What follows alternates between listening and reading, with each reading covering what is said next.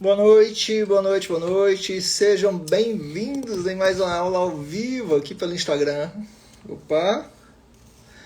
Como estão vocês? Seja bem-vindo, Hugo Valim. Seja bem-vindo. Negra de Souza Gomes, boa noite. Fefemini, boa noite.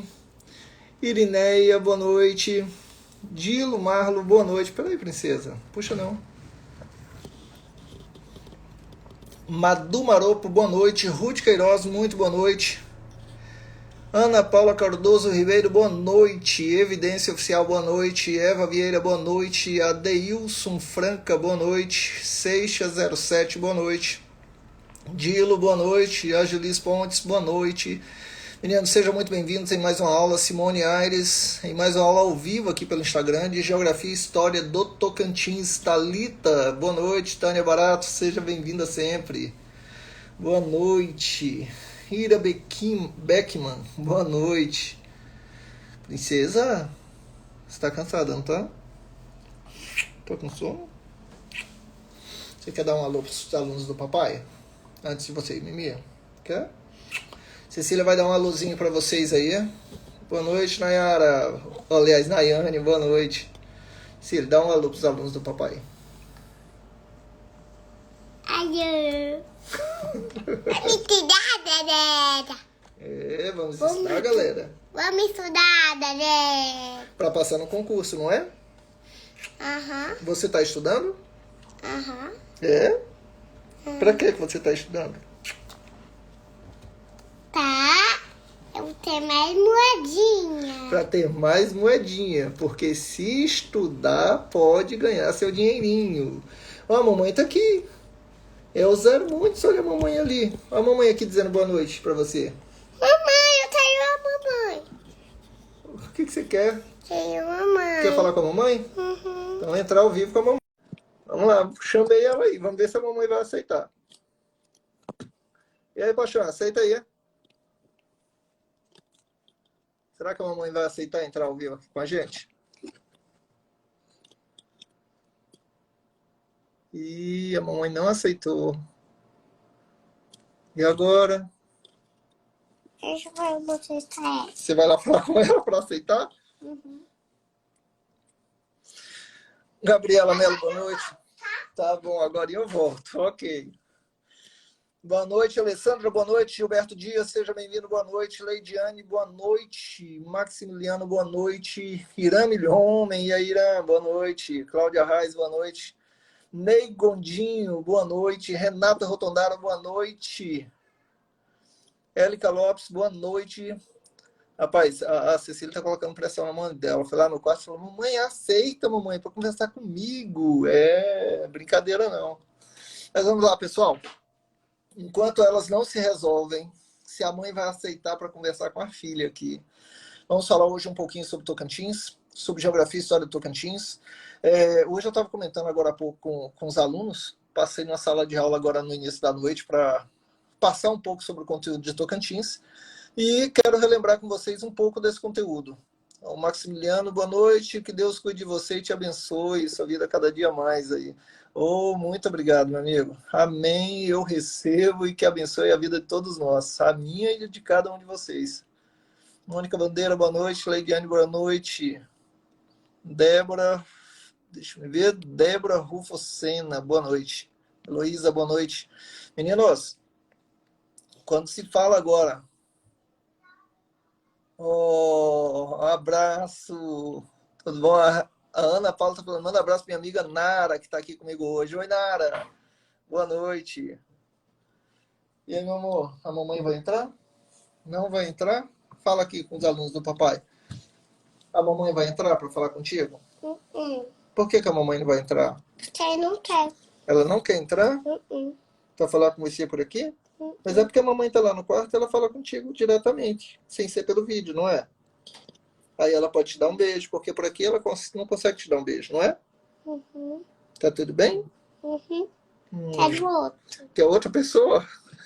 Gente, algum de vocês, por acaso, só para dar um alô para minha filha antes da gente começar a aula, algum de vocês pode mandar aí contato para conversar com ela rapidinho? A Gabi estava aqui. Tia Gabriela. Alguém, por favor, manda um oi aí que quer conversar com ela, que eu já coloco aqui. Alguém, alguém, alguém?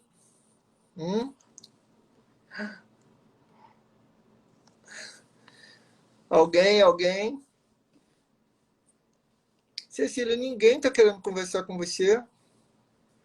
Oh, O meu que é Deus. esse tchauzinho? Esse tchauzinho, as pessoas estão mandando para acenar para elas. Elas estão acenando para a gente. E aí? Ó, a tia Gabriela está aqui. Não quero. Quer? Vou mandar aqui para a tia Gabriela. Cadê, cadê, cadê, cadê? Tia Gabriela já chegou? Chegou. Vou chamar ela aqui.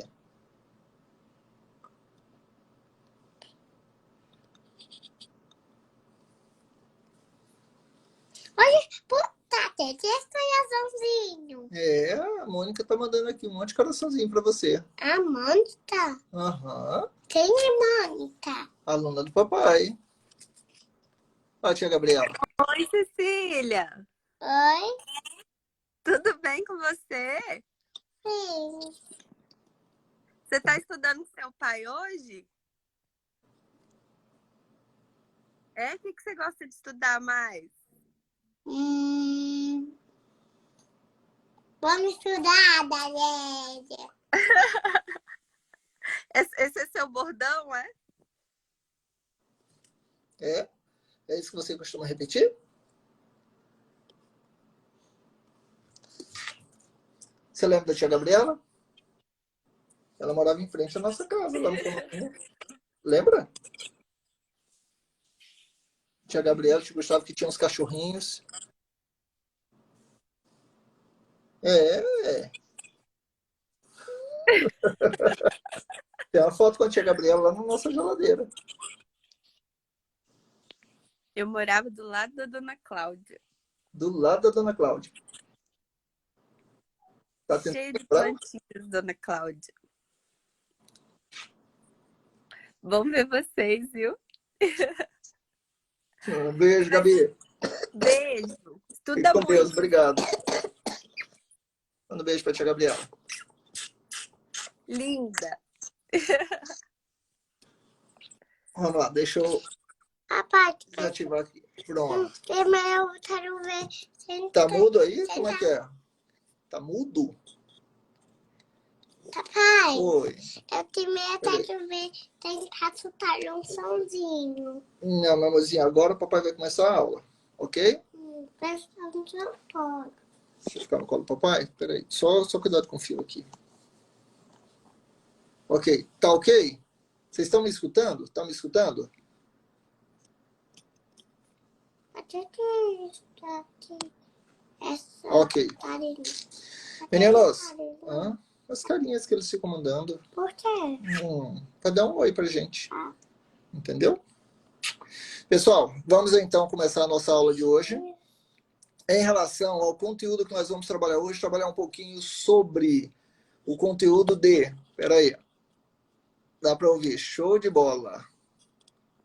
Vamos trabalhar hoje um pouco sobre o conteúdo de Cerrado do Tocantins, vegetação do Tocantins, hidrografia do Tocantins. Professor, o que eu preciso saber sobre a geografia do estado? Sobre vegetação, sobre clima, sobre a hidrografia. Cuidado com o fio, meu amor. Bom, o que cai na prova? Quando se fala de vegetação, eu tenho algumas vegetações que predominam no estado. Cerrado, floresta amazônica e floresta estacional. Professor, o que é predominante? 87% do Tocantins é vegetação de cerrado. 87%... Opa! Vai lá deitar. 87% do Tocantins é vegetação de cerrado. Professor, a Amazônia existe no Tocantins? Existe. Onde se encontra a floresta amazônica no Tocantins? Até isso já foi questão de prova. Se nós pegarmos aqui o mapa do Tocantins, dá uma olhadinha aqui, ó. Aqui eu tenho o mapa do Tocantins. Essa região aqui do Tocantins, que está passando na minha mão, o Rio Araguaia, ele se encontra com o Rio Tocantins aqui no Bico do Papagaio. Aqui tem o Rio Tocantins, aqui o Rio Araguaia, certo? O Rio Tocantins corta o estado na região central. O Rio Araguaia pega a divisa do estado do Tocantins. Inicialmente... Não, princesa, vai dar eco aqui. Inicialmente com o estado do Pará e com o estado do Mato Grosso. Professor, você quer dizer, então, eu estou afirmando a vocês que nessa divisa aqui, daqui para cima, daqui até a região do Bico do Papagaio, que é essa região do extremo norte, essa área aqui é divisa com o Pará. Dos estados que fazem fronteira com Tocantins, apenas um pertence à região norte, que é o estado do Pará. Pertence à região norte, não é que faz fronteira com Tocantins a norte, não. Tá? Pertence à região norte. Você pega Maranhão, Piauí, Bahia, região nordeste. Goiás, Mato Grosso, região centro-oeste.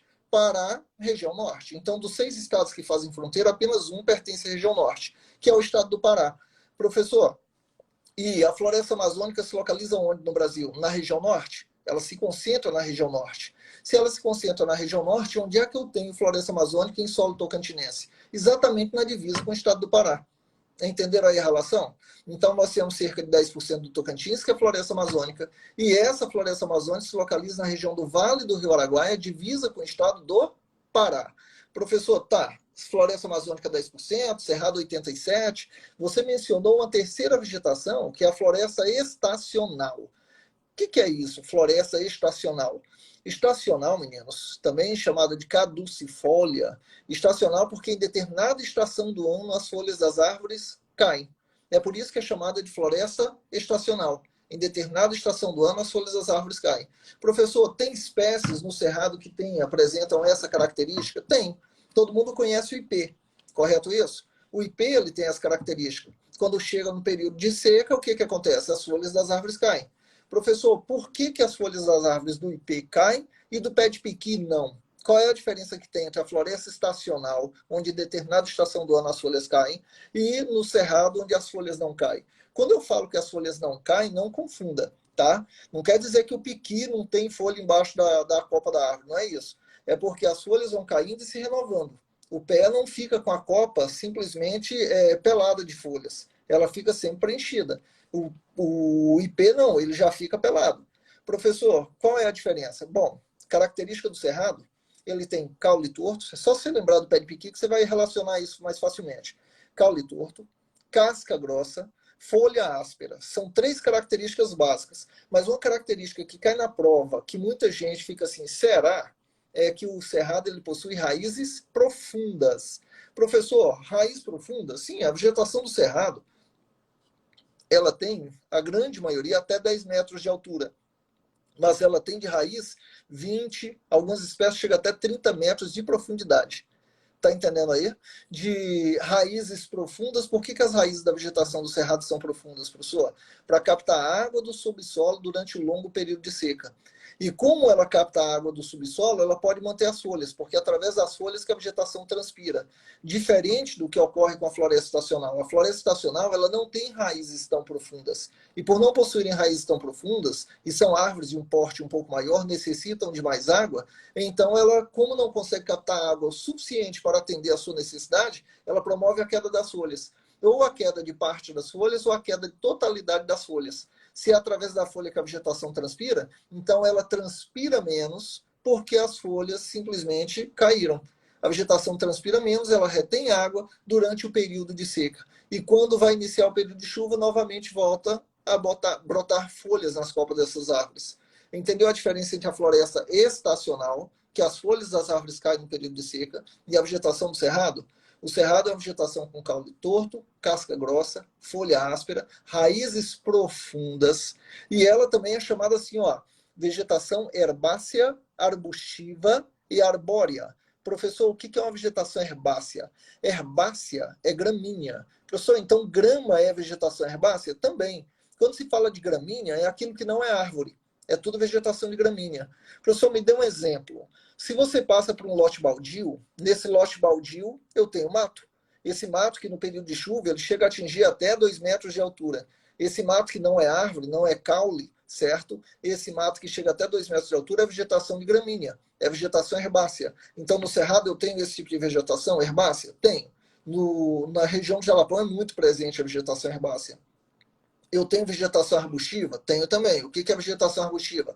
São árvores que atingem até 6 metros de altura, certo? Vegetação herbácea, o mato que vai até 2 metros. Arbustiva são árvores menores, que atingem até 6 metros, e vegetação arbórea são árvores maiores, que chegam até 10 metros de altura. Eu tenho algumas espécies no cerrado que superam 10 metros, vão a 12 metros, a 14 metros, podendo chegar até 15 metros de altura.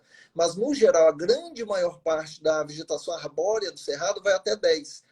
Então, é comum as provas de concurso ou vestibular mencionarem que as árvores do cerrado podem chegar até 10 metros de altura. Está correto? Tá, porque a grande maioria é até 10 metros, mesmo sabendo que eu tenho espécies que podem chegar a 12 ou 14, 15 metros. Ok?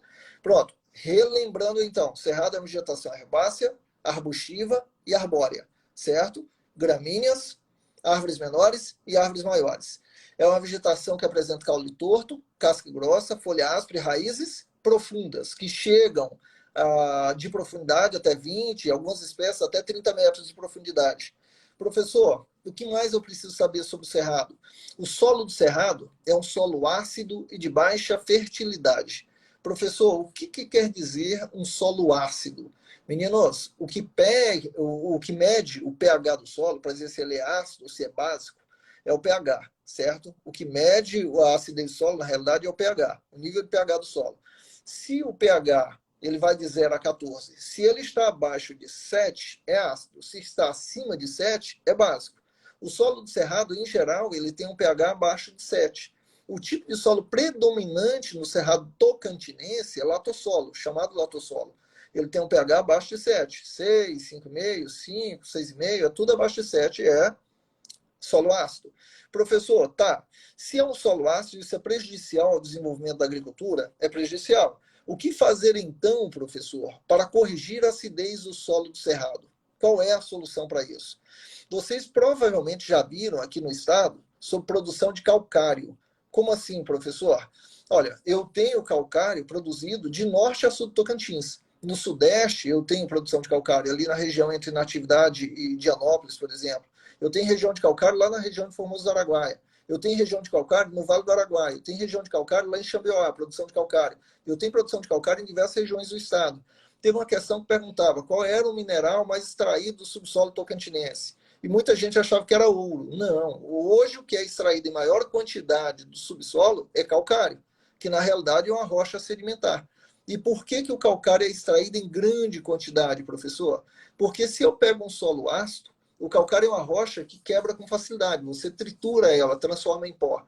O que você pode fazer com calcário? Você pode simplesmente misturar o pó de calcário à terra e ele vai naturalmente aumentar o pH do solo. Um solo que era ácido, ele pode virar um pH abaixo de 7, ele pode ficar com pH neutro, que é semelhante a 7. Professor, e aí? E aí que com pH neutro favorece o desenvolvimento da agricultura. Entenderam aí a situação da produção de calcário, por que é tão intensa? Professor, o Tocantins hoje produz grande quantidade de grãos. Produz. O Tocantins hoje é o terceiro maior produtor de arroz do Brasil, entre os estados. É o terceiro maior produtor de arroz do Brasil. Rio Grande do Sul é o primeiro colocado disparado. Professor, o Tocantins é o terceiro maior produtor de arroz, mas o arroz é o principal grão produzido no estado do Tocantins? Não. O principal grão produzido no estado do Tocantins é a soja. Tá? Primeiro soja, segundo milho, terceiro arroz. Em nível de estado, no ranking por estados, o que o Tocantins aparece melhor colocado é na produção de arroz, com seu terceiro estado de maior produção. Mas, quando se fala em relação à produção de grãos, quais os grãos se encontram melhor posicionados? É primeiro soja, segundo milho, terceiro arroz. Professor, tá, eu entendi que o Tocantins produz soja, milho e arroz, nessa ordem, que o Tocantins se destaca a nível nacional como o terceiro maior produtor de arroz do país, que o Tocantins tem esse destaque porque, mesmo tendo um solo ácido, corrige a acidez do solo com a adição de calcário. E pelo fato de ser de baixa fertilidade, é só você adubar o solo. É de baixa fertilidade, adubei o solo, então os nutrientes que necessitavam corrigir o solo e resolver o problema. Professor, entendi que o cerrado tem um solo ácido, tem um solo de baixa fertilidade, mas de fácil solução. Mas o cerrado, ele ainda, o que é abordado em prova, ele ainda é classificado em alguns tipos diferentes, ou subdividido, né? Nós temos o que se chama campo limpo e campo sujo, as subdivisões do cerrado. O que é campo limpo, professor? E o que é campo sujo? Eu havia comentado com vocês agora há pouco que o cerrado apresenta vegetação herbácea, arbustiva e arbórea. Lembrando, herbácea é gramínea, é o mato, Arbustivas são as árvores menores até 6 metros e arbóreas as árvores maiores que chegam a 10 metros ou superam um pouquinho. Ok.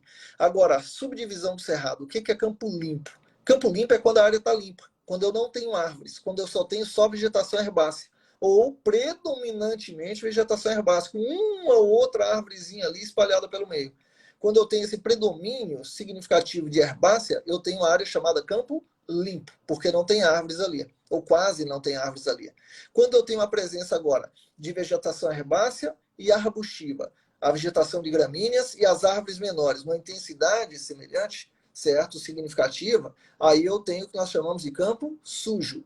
Professor, então campo limpo é predomínio de herbácea, campo sujo é quando eu tenho herbácea e arbustiva. Perfeito. Compreendeu claramente a situação. Mas tem uma terceira classificação do cerrado, subdivisão, né, que chama-se cerrado stricto sensu, também conhecido como cerrado sentido restrito. Professor, o que é cerrado sentido restrito, também chamado de stricto sensu? Meninos, stricto sensu ou sentido restrito é quando eu tenho os 3 estratos, que é a vegetação herbácea, vegetação arbustiva e vegetação arbórea. Entendeu o que é cerrado stricto sensu? Herbácea, arbustiva e arbórea. Professor, você está dizendo então, eu estou afirmando a vocês que é comum no cerrado você ter os 3, herbácea, arbustiva e arbórea. Agora, olha o que foi interessante na prova que ocorreu aqui. Na prova, ele mostrou a foto, e na foto tinha a presença dos 3 estratos claramente, vegetação de gramínea, vegetação de árvores menores e as árvores maiores.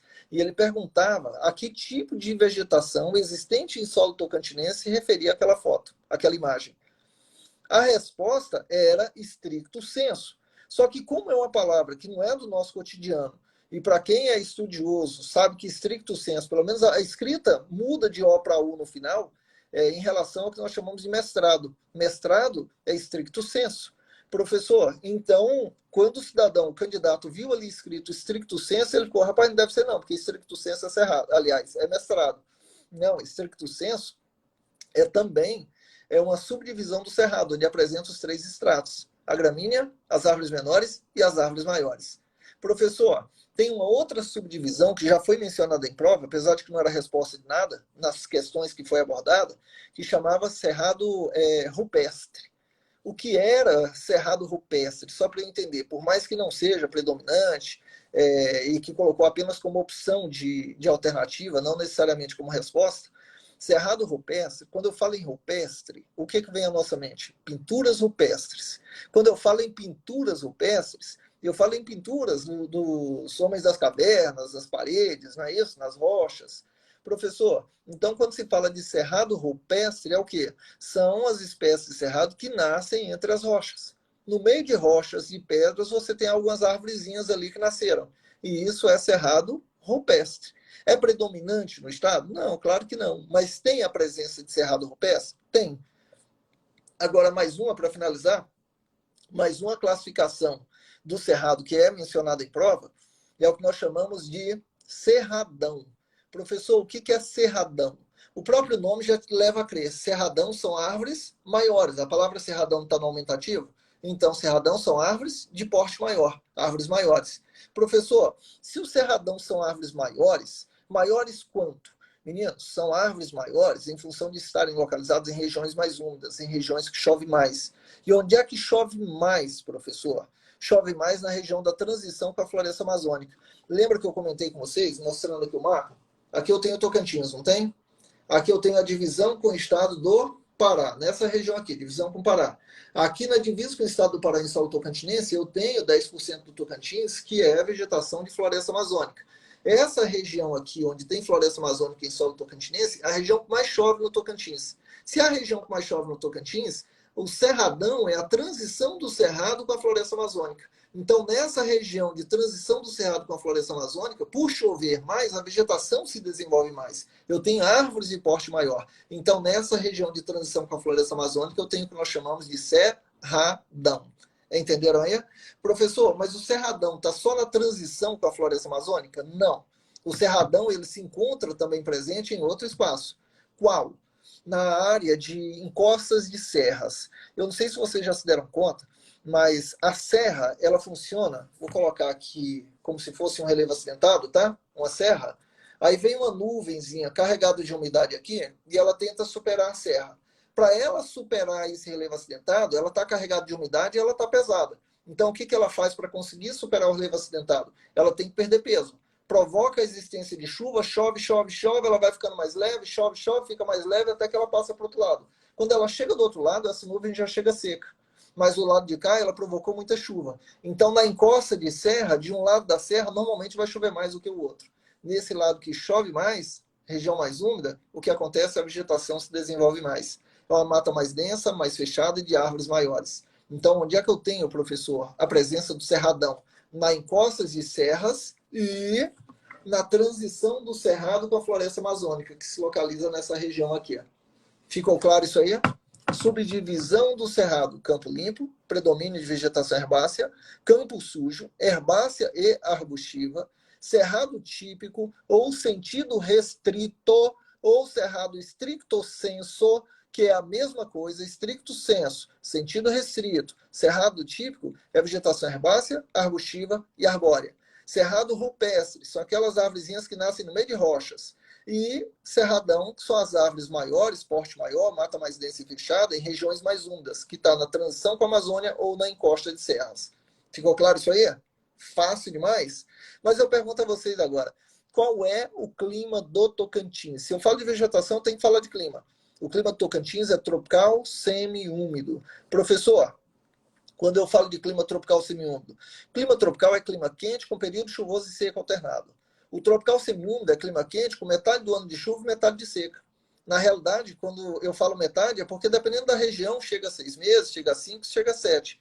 Mas o que ocorre, no geral, aqui no Tocantins classificado, salvo as suas exceções de regiões, é que nós temos aqui no Tocantins, de outubro a abril, até esses meses são mencionados em prova.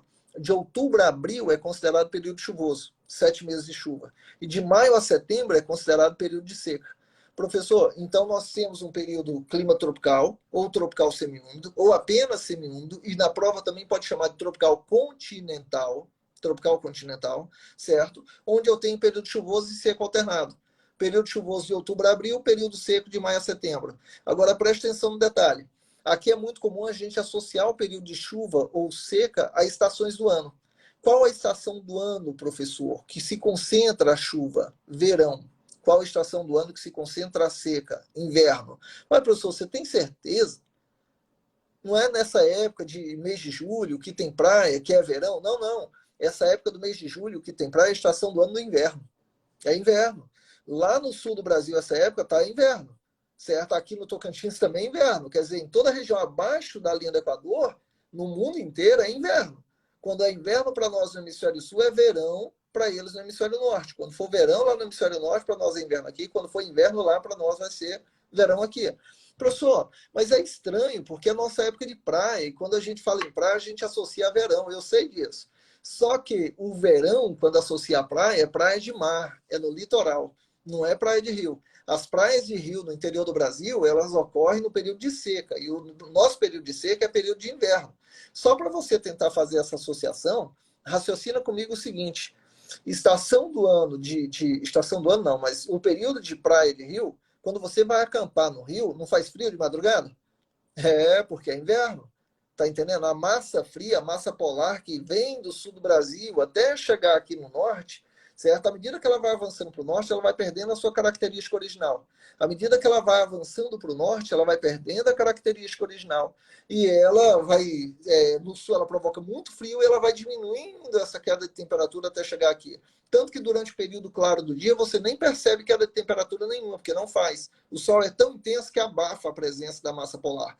Mas quando o sol se põe, que avança a madrugada, você percebe bem de leve a queda da temperatura e o clima, a temperatura aqui à noite, madrugada, fica um pouco mais amena nesse período de meio do ano. Entenderam? Então nós temos verão chuvoso, o verão é de dezembro a março. Dezembro a março é a época que mais chove. Então nós temos o período de verão chuvoso e inverno seco. O inverno é de junho a setembro. De junho a setembro é a época mais seca. Então, pronto, clima tropical, semiúmido, com verão chuvoso, inverno seco. Verão chuvoso, inverno seco. É o contrário do que a gente pensa. Tá entendendo aí?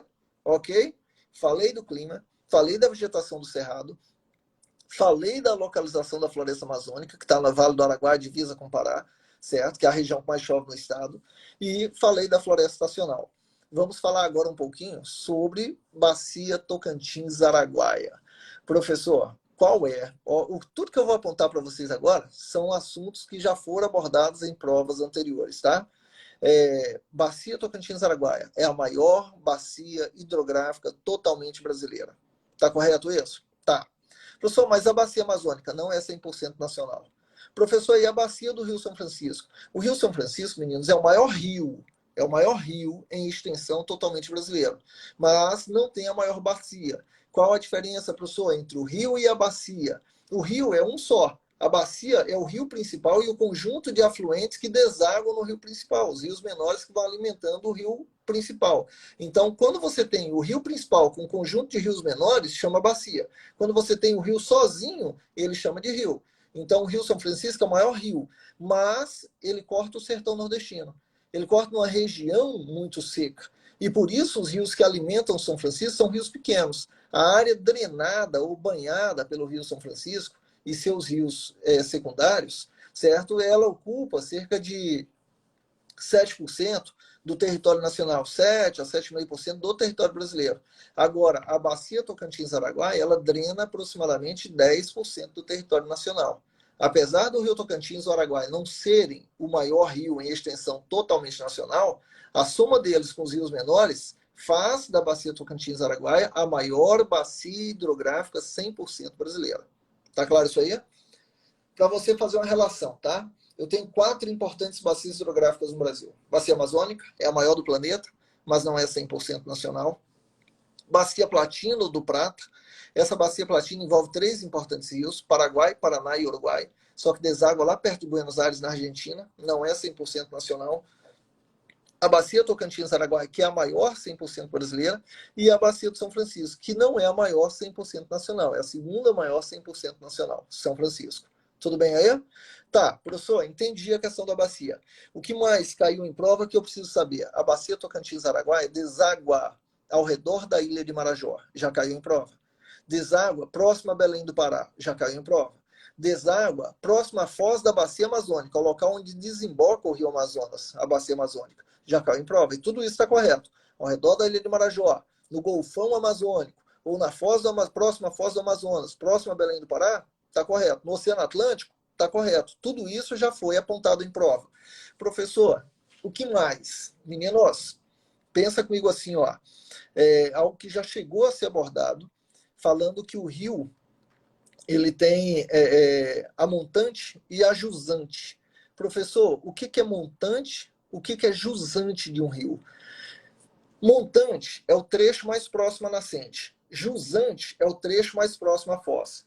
O rio Tocantins, ele nasce lá nas mediações do Distrito Federal, tá? Ele nasce na região do DF. Ok. Professor, ele nasce ali na região do DF. Perfeito. Ok. E ele deságua onde? Lá perto de Belém. Qual é a montante, professor? É o trecho mais alto. É o trecho próximo à nascente. Onde é que ele nasce? Em Goiás, no Planalto Central. Próximo ao Distrito Federal, ou envolve ali a sua nascente dentro do DF também. Então, eu posso dizer que a montante é a região de Goiás e a jusante é a região do Pará. Entenderam aí a situação? O trecho mais próximo à nascente, montante. Sabe o que eu associo para facilitar? Você fica, ai meu Deus do céu, a montante é o trecho próximo à nascente ou o trecho onde ele desemboca, na região da foz? Eu sempre lembro do seguinte, quando fala montante, é montado. Se você está montado em um cavalo, você está na parte mais alta. Então, montante é a parte mais alta, a parte onde nasce, e jusante é a parte mais baixa, onde ele deságua. Ficou claro isso aí? Ok. Professor, me diga uma coisa em relação ao Rio Tocantins ainda, que é importante saber. O Rio Tocantins é um rio de planalto. O Rio Araguaia é um rio de planície. Qual a diferença, professor, entre ser um rio de planalto e ser um rio de planície? Me explica melhor. Meninos, rio de planalto, relevo de planalto é relevo mais alto. Se é um relevo mais alto, a declividade do relevo vai ser mais acentuada. Se a declividade do relevo é mais acentuada, a correnteza é mais forte. Se a correnteza é mais forte, então o potencial para gerar energia elétrica é maior. Compreenderam aí? Rio Tocantins é de planalto, região mais alta, correnteza mais forte, gera mais energia elétrica. É por isso que no Rio Tocantins eu tenho 7 usinas hidrelétricas. Ele é um rio de planalto. Agora, o rio Araguaia, professor, é um rio de planície. Sendo um rio de planície, o que quer dizer relevo de planície? Relevo de planície é relevo plano e de menor altitude. Se é um relevo mais plano, de altitude menor, eu posso dizer que o rio de planície, a correnteza dele é mais fraca. E o rio de planalto, a correnteza é mais forte. No rio Tocantins, que é de planalto, correnteza mais forte, maior potencial para gerar energia. No rio Araguaia, que é de planície, correnteza mais fraca, eu tenho menor potencial para gerar energia elétrica. No rio Tocantins, eu tenho 7 usinas hidrelétricas. No rio Araguaia, eu não tenho nenhuma. Entendeu aí a diferença de rio de planalto e rio de planície? Professor, tá. Me diga, das hidrelétricas, eu tenho que saber o nome das 7 hidrelétricas no rio Tocantins? Tenho. Eu preciso saber. Isso cai na prova. Professor, e agora? Quais são elas? Onde se localizam? Exatamente. Eu vou subir o rio, tá? Lá do Pará, mais próximo, a região da Jusante, da Foz do Rio. Eu vou subindo, subindo, até chegar no estado de Goiás. Então, eu tenho, no estado do Pará, no rio Tocantins, aliás, a usina hidrelétrica que fica no estado do Pará, é a usina de Tucuruí. Tucuruí fica no município de Tucuruí, envolve o município de Tucuruí, lá no estado do Pará, é a maior usina hidrelétrica no rio Tocantins. Usina de Tucuruí, e gera mais de 8.300 megawatts de energia. Usina hidrelétrica de Tucuruí com mais de 8.300 megawatts de energia. Professor, subindo o rio então, imagine que aqui eu tenho o mapa do Tocantins, tá? Aqui está o rio Tocantins. Nesse ponto aqui fica a usina de Tucuruí. Vai subir no rio, maravilha, chegou aqui na divisa com o Maranhão, nesse ponto, tem a usina de Estreito. A usina de Estreito, ela fica na divisa do Maranhão com o Tocantins. Maranhão e Tocantins, município de Estreito.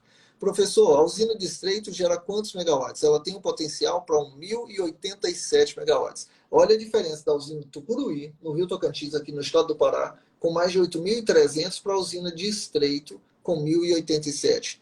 Aí você vai subindo aí do rio Tocantins e chega aqui próximo a Palmas. Próximo a Palmas eu tenho a usina de Lajeado. Professor, a usina de Lajeado, ela tem um outro nome? Tem. O nome oficial dela, na realidade, é Luiz Eduardo Magalhães, que é popularmente conhecida pelo nome de usina de Lajeado. A usina Luiz Eduardo Magalhães, professor, ou usina de Lajeado, ela gera quantos megawatts? 902 megawatts. Caiu mais ainda. Tucuruí, 8.300, mais de 8.300. Aí vem aqui a usina de Estreito, com 1.087. Vem aqui a usina de Lajeado, ou Luiz Eduardo Magalhães, com 902 megawatts. Se você conhece o lago formado pela usina de Lajeado, você vai falar, meu Deus do céu, esse lago é gigante, professor. E gera 902, quer dizer, só a usina de Estreito gera quase 10 vezes, 9 vezes o volume de energia gerado pela usina de Lajeado. É verdade, daí você imagina a diferença, a grandiosidade que é a usina de Tucuruí. 9 vezes mais que a usina de Lajeado, em relação à geração de energia. Vamos subir o rio ainda. Subindo o rio aqui, ó, no município de Peixe, eu tenho a usina de Peixe Angical, 452 megawatts. Metade, praticamente, do que gera Lajeado. Sobe mais um pouquinho, usina de São Salvador, no município de São Salvador. Eu tenho aqui 243 megawatts. Sobe mais um pouquinho, lá em Goiás, na região entre Minaçu e Cavalcante, eu tenho a usina de Canabrava, com 465 megawatts. Lá perto, no município de Minaçu já, um pouquinho, subindo um pouquinho mais apenas, eu tenho a usina de Serra da Mesa, com 1.275 megawatts de energia. Professor, então, incomparável, a maior hidrelétrica localizada no Rio Tocantins é a usina de Tucuruí, com mais de 8.300 megawatts. Exatamente isso. Incomparavelmente, a usina de Tucuruí, com mais de 8.300 megawatts de energia. Tá claro isso aí? Fácil. Demais. Professor, e no Rio Araguaia não tem hidrelétrica? Não tem hidrelétrica. Professor, por que não tem hidrelétrica? Raciocina comigo agora, meninos. Se eu tenho o Rio Araguaia, que é um rio na região mais plana, tá? Lembrando que quem não está seguindo ainda o Instagram, por favor, segue o Instagram. Toda terça-feira, às 22 horas, temos aula ao vivo aqui pelo Instagram. Toda terça-feira, às 22 horas, ok? Professor, tá, eu tenho o Rio Araguaia, é um rio que tem mais de 2.100 quilômetros, cerca de 2.115 quilômetros de extensão. O Rio Tocantins tem aproximadamente 2.400 quilômetros, da nascente lá no DF até a Foz, próximo a Belém do Pará, 2.400, e o Rio Araguaia 2.115 quilômetros. Ah, professor, mas o Rio Araguaia é um rio de grande extensão, por que ele não tem usina? Qual é a dificuldade? Existe impedimento? Não, não existe impedimento. Teve uma questão que falava assim, o Rio Araguaia, por ser um rio de planície, é impossível a construção de hidrelétricas em seu leito. É impossível? Não. Tem tecnologia que permite essa realização? Tem tecnologia que permite. Então, não é impossível. Mas, custo-benefício é viável? Não, não é. Sabe por quê? Se o rio está no relevo de planície, se planície é um relevo plano e baixo, sabe o que acontece? Você faz uma represa numa área plana, o que vai acontecer? A área alagada ao redor vai ser gigantesca. Então, você, fazendo uma represa num rio de relevo de planície, passa a gerar um impacto ambiental muito grande. E pelo fato de ser um rio de planície, com a represa mais fraca, você tem menor potencial de energia do que em rio de planalto, com impacto ambiental maior. Como é que você tem Rio Araguaia com menor potencial e maior impacto, e Rio Tocantins com maior potencial para geração de energia e menor impacto? O que é mais interessante? É mais interessante você construir onde o impacto ambiental é menor com geração de energia maior. Se você pensa assim, professor, mas o lago gerado pela usina de Lajeado é gigante. Isso é porque é um rio de planalto. Imagine se fosse um local de relevo de planície. Aí você teria um impacto ambiental de área alagada muito maior ainda. Entenderam por que no Rio Tocantins eu tenho uma exploração muito significativa de produção de energia e no Rio Araguaia eu não tenho nenhuma? Tá claro isso aí? Ah, professor, mas eu já ouvi dizer que no Rio Araguaia nós temos, como diria, nós temos projeto de hidrelétricas a serem construídas. A exemplo, lá na região de Xambioá, a usina de Santa Isabel. Sim, está no papel. É um projeto, mas não saiu do papel ainda. Existem projetos. Professor, por que existem esses projetos se você está dizendo que não é tão viável? Meninos, hoje não é viável, mas lá na frente pode ser que se torne. O que acontece? Analisa consigo a sua residência hoje. Analisa agora a sua residência quando você era criança. Quando você era criança, tinha a mesma quantidade de aparelho eletrônico que tem hoje?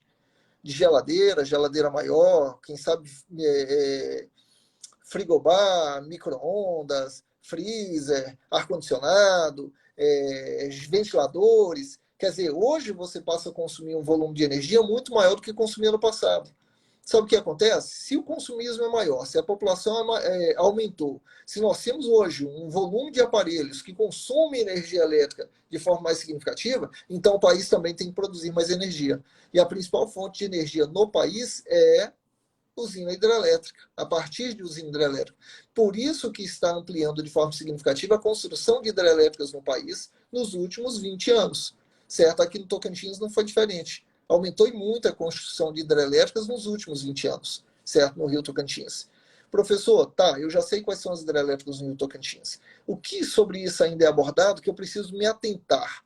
Quais são as hidrelétricas localizadas no Rio Tocantins que também estão no estado do Tocantins? Bom, das 7 hidrelétricas, 3 não estão dentro do estado do Tocantins. É a usina de Tucuruí, lá no Pará, a usina de Canabrava e de Serra da Mesa, lá em Goiás. As outras 4, usina de Estreito, está entre Tocantins e Maranhão, então envolve Tocantins. A usina de Luiz Eduardo Magalhães, chamada de Lajeado, está aqui no centro do estado.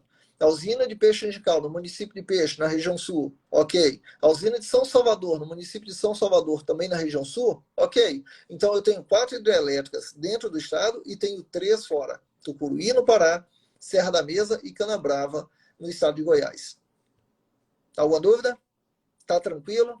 Fácil, fácil, fácil. Meninos, quando se fala da região do Rio Araguaia, é importante salientar um outro detalhe, tá? Aqui, no estado do Tocantins, tá vendo aqui o estado do Tocantins? Essa região aqui, ó, o Rio Araguaia, ele vem aqui. Imagine o sentido da minha mão. Ele nasce entre Goiás e Mato Grosso, tá?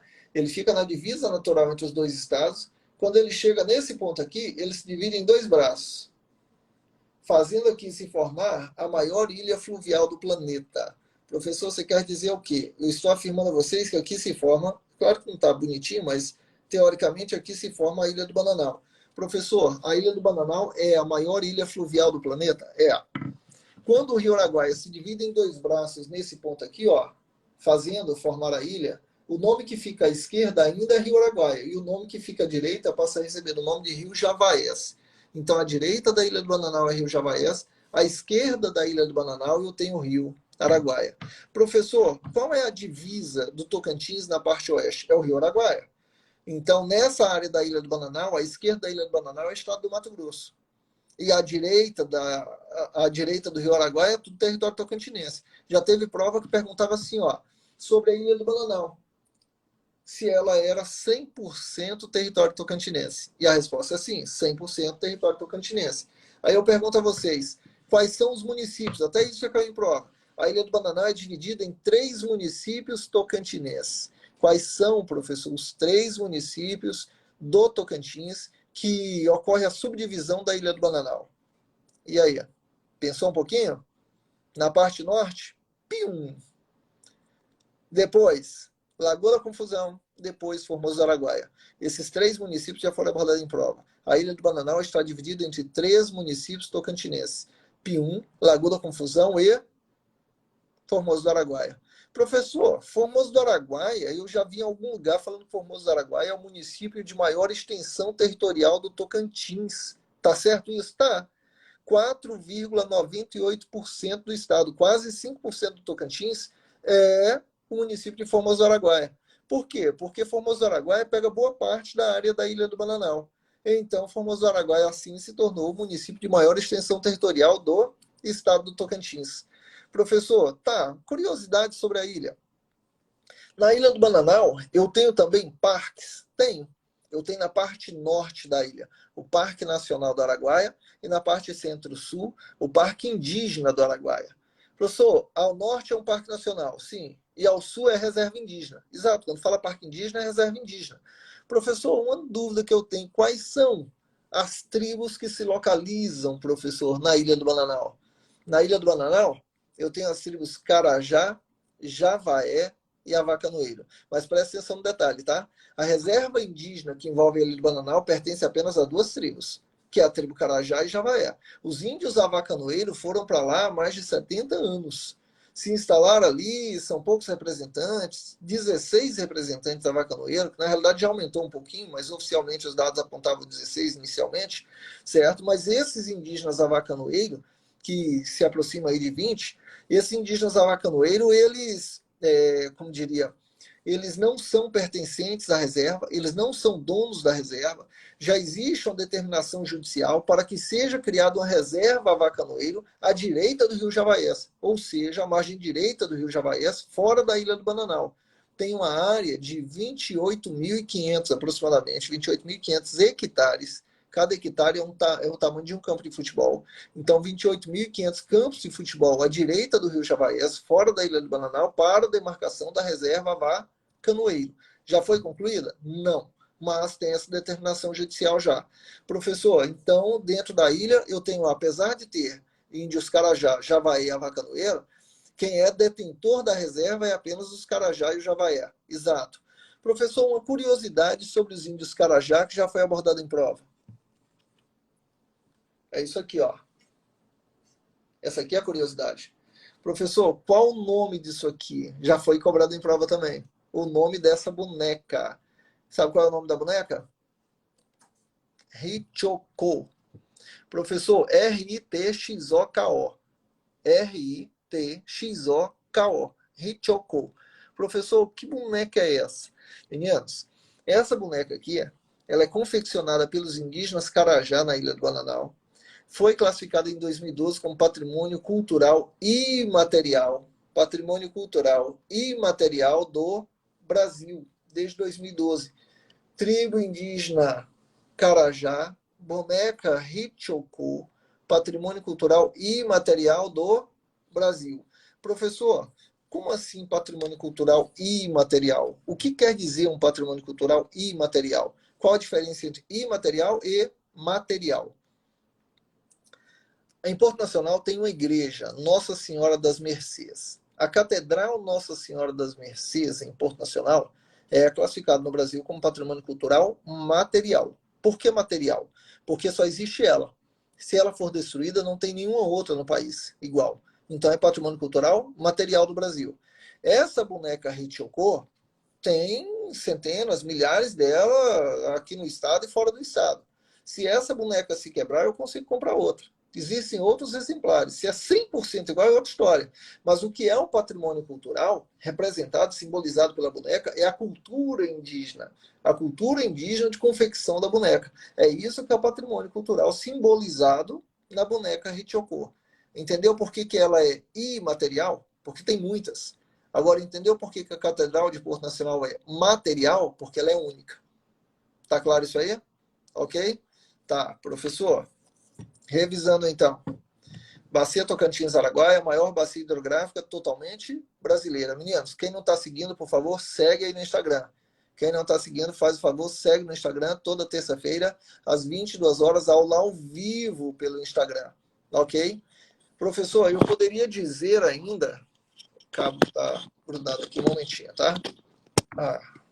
Eu poderia dizer ainda, professor, que o Rio Tocantins, maior bacia hidrográfica totalmente brasileira, o Rio Tocantins é o rio principal e o Rio Araguaia é o seu principal afluente. Eu posso afirmar isso?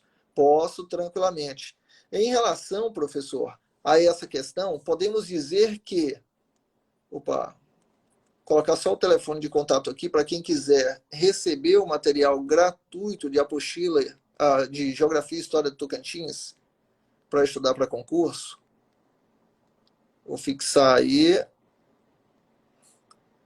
Peraí, deixa eu tentar fixar o número aqui. Fixar comentário. Pronto. Salva esse número aí, ó. 8485 está fixado no início, na parte inferior da tela, para receber a apostila gratuita de Geografia e História do Tocantins para concurso e alguns vídeos também que fiz de Geografia e História com dicas para vocês estudarem. Mari das Dores, que está aí assistindo lá de Mato Grosso, seja muito bem-vinda. Salvou o número. Fernando, lá de Brasília também, seja bem-vindo. Deu certo, show de bola. Então, meninos,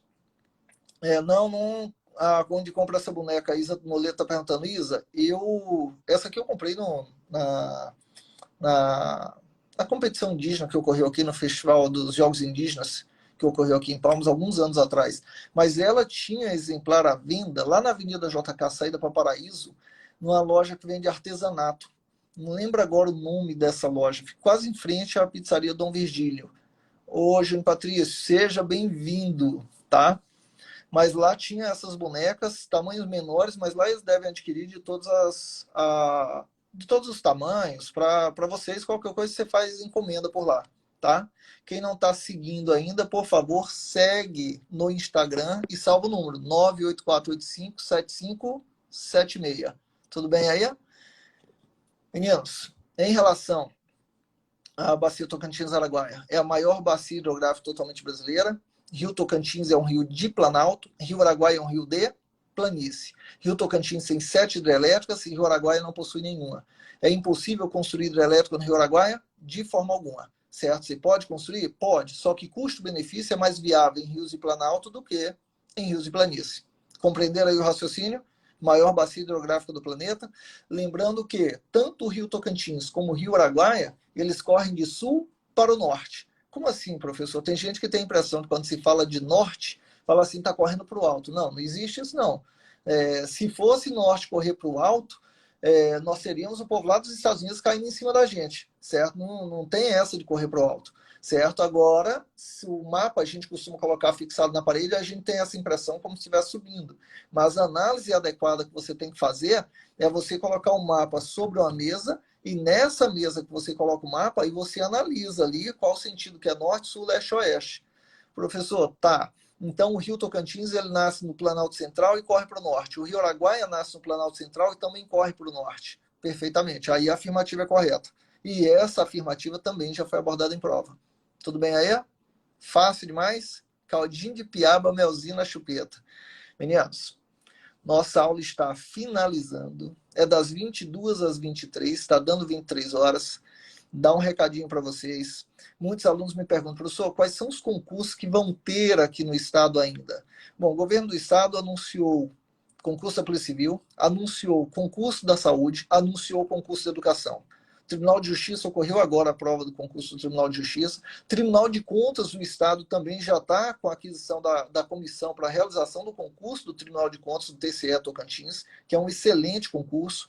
A Assembleia Legislativa, o presidente também chegou a anunciar hoje, chegou a afirmar também, confirmar na realidade, sobre a realização desse concurso, que ainda ocorreria esse ano. Eu não sei se de fato ocorre esse ano ou no ano que vem, mas tem a previsão do concurso da Assembleia Legislativa, concurso da Polícia Civil, da Educação, Tribunal de Contas, da Guarda Metropolitana de Palmas. Nós temos inúmeros concursos da Saúde do Estado, Educação do município de Palmas e também Saúde do município de Palmas tem previsão futura de ocorrer, certo? Então, para você que quer passar no concurso público, meu amigo, não espera sair edital, não. Começa agora. Quer mudar de vida? Começa a estudar para ontem, para que você consiga conquistar o seu objetivo. Consiga passar no concurso público. E sair dessa situação de ficar dependendo de contrato, dependendo de indicação, dependendo de ajuda de terceiro. Vai lá, estuda, foca, conquista o seu objetivo, que você não vai depender de ninguém, apenas do seu próprio resultado. Se não passar de primeira, continua estudando. Toda a fila anda. Você, nesse momento, entrou no rabo de uma fila. E a fila, por maior que ela seja, se você não sai da fila, uma hora chega a sua vez. Por maior que ela seja, e você fala, professor, não quero esperar essa fila inteira. Então, estuda mais e se dedica mais que o seu concorrente, que hoje está na sua frente. Se dedica mais que ele, que você vai acabar entrando na frente dele. E você vai ocupar a sua vaga. Desejo muito, mas muito sucesso para cada um de vocês. Fiquem todos com Deus. E, é claro, bom estudo a todos. Não vamos esperar edital. Vamos passar no concurso. Ok? Beijos. Terça-feira da semana que vem, às 22 horas. Sejam sempre muito bem-vindos para mais uma aula ao vivo aqui pelo Instagram. Beijo, meninos. Fiquem com Deus. Até a nossa próxima aula ao vivo. Quem não está seguindo, segue aí no Instagram. Ok? Tchau, tchau.